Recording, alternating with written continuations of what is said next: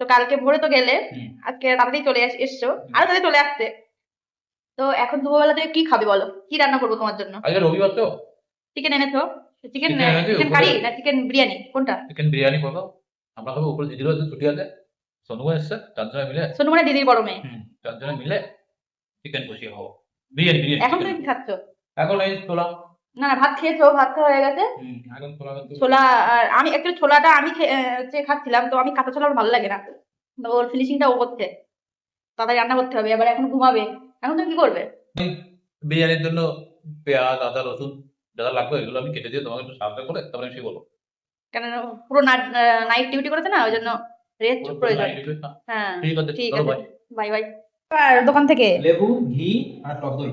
টক দই দিয়ে কি হবে, রায়তা হবে। রায়তা হবে আর আর বিরিয়ানি হচ্ছে ঘি, লাগবে। বিরিয়ানি তো লাগবে। চলো।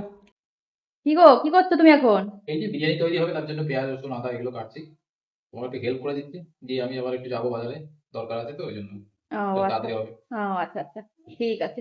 এদিকে ও তো পেঁয়াজ রসুন সবকিছু গুছিয়ে দিয়ে ও একটু বাজারে গেছে, আর আমাকে বলে গেছে যে তাড়াতাড়ি করতে, কেননা উপরে সোনু দিদি ওরা তো সকালে রাইস খায় না, ওরা তো সারাদিন না খেয়ে থাকি কি হবে। যাই হোক, ওই জন্য দুপুরে খাওয়াটা একটু তাড়াতাড়ি খাওয়া হবে।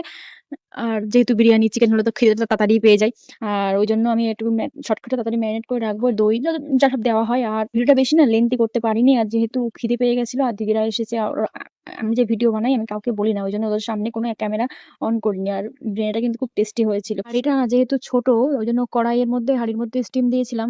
হাঁড়ির মধ্যে থেকে কাটা যাচ্ছিল না, সেজন্য সবকিছু গামলায় ঢেলে মিশিয়ে তারপরে আমরা সবাই একসাথে বসে খেয়েছিলাম। তো এটা